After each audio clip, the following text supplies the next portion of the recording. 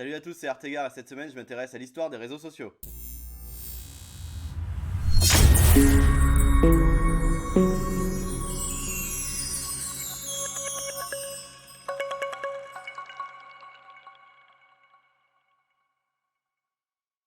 Je voudrais d'abord vous remercier pour l'accueil et les retours que vous avez fait sur la première vidéo. Pour ceux qui ne me connaissent pas, j'essaye de vous apprendre des choses sur des sujets qui m'intéressent sur le moment.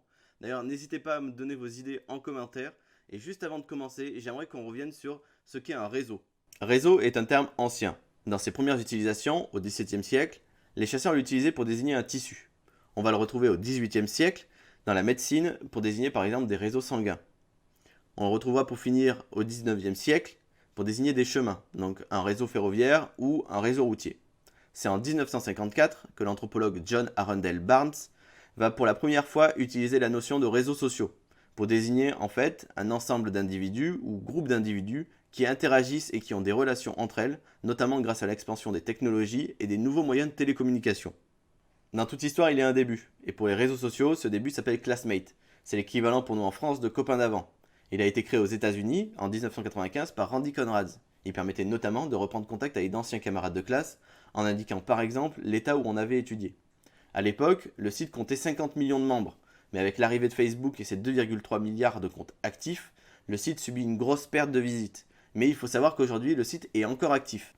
Bien sûr, il y a des choses qui ont été faites avant, mais je ne les classe pas comme rentrant dans la définition d'un réseau social. Par exemple, les emails. Saviez-vous que le premier email a été envoyé en 1971 par une personne qui s'appelle Ray Tomlinson? À l'époque, les ordinateurs étaient juste l'un à côté de l'autre. En 1978, on voit l'apparition des premiers navigateurs web. Et en 1991, avec Tim Berners, on voit l'apparition du langage HTML qui simplifiera et popularisera la navigation sur le web. Revenons plutôt à notre histoire, plus exactement en 1997, avec l'apparition de 6 Degrees, qui est considéré comme celui qui se rapproche le plus de la définition d'un réseau social. Il permettait notamment de créer son profil, d'inviter des amis ou encore de regarder les profils des autres.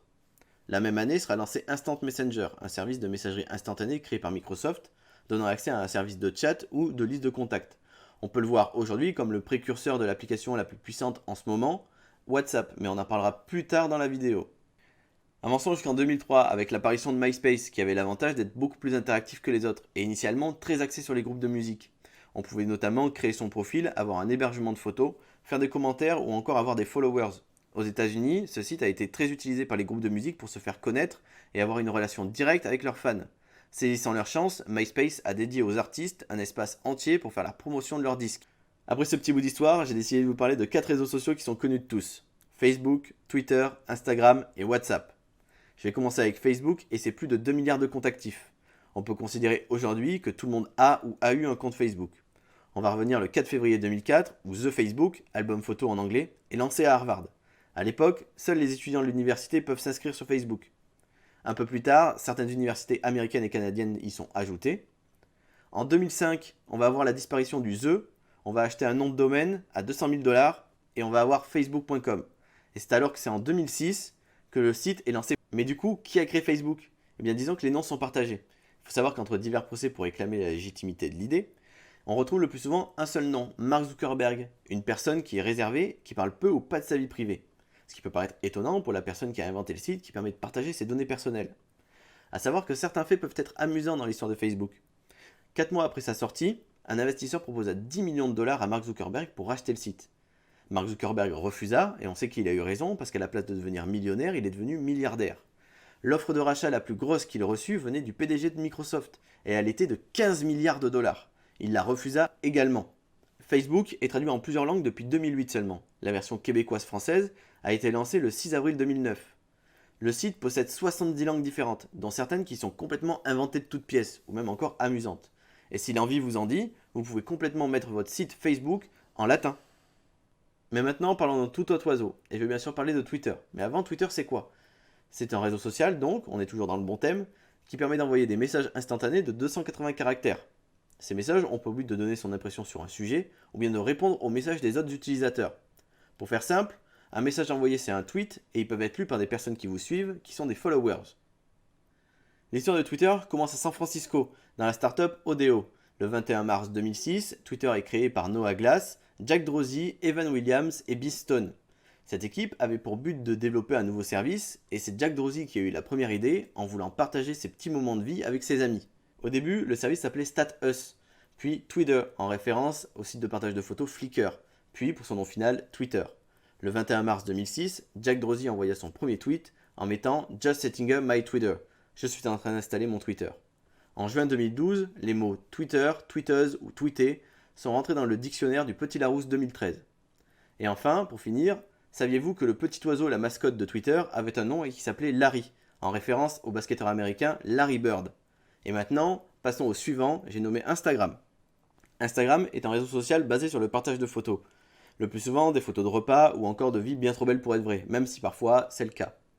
Lancé le 6 octobre 2010, Instagram n'était alors disponible que sur iOS, c'est-à-dire sur les iPhones. C'est que 2 ans plus tard qu'il est disponible, donc en 2012, sur tous les autres téléphones.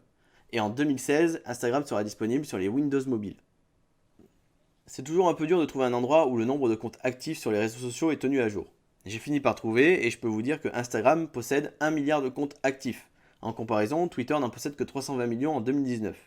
Tout cet engouement autour d'Instagram a su attirer une personne dont je vous ai parlé un tout petit peu plus tôt, et il s'agit de Mark Zuckerberg, qui acheta en 2012 Instagram pour 1 milliard de dollars.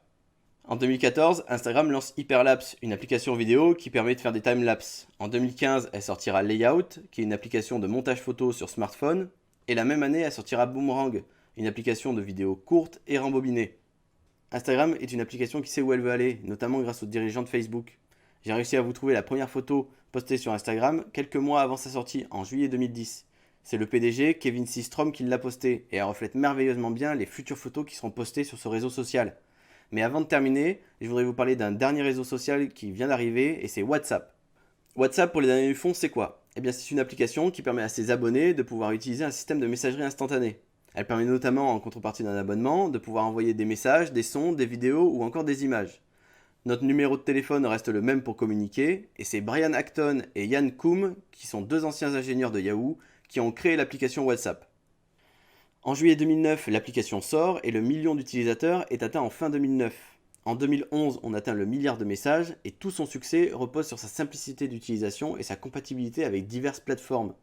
Mais comme toute histoire a besoin d'un rebondissement, en 2013, alors qu'elle comptait 400 millions d'utilisateurs, c'est à ce moment-là que notre milliardaire du jour a décidé de faire son entrée.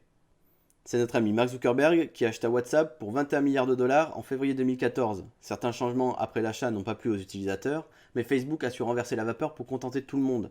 Il faut savoir que beaucoup de changements sont en place dans les réseaux sociaux, et je ne serais pas surpris de voir un nouveau petit challenger sortir bientôt. La vidéo est terminée, j'espère que vous aurez appris des choses aujourd'hui. Surtout n'hésitez pas à vous abonner et à cliquer sur la cloche pour être au courant des prochaines vidéos. N'hésitez pas à me suivre sur les réseaux sociaux, c'est la meilleure vidéo pour que j'en parle. C'était Artegar et je me suis intéressé à l'histoire des réseaux sociaux.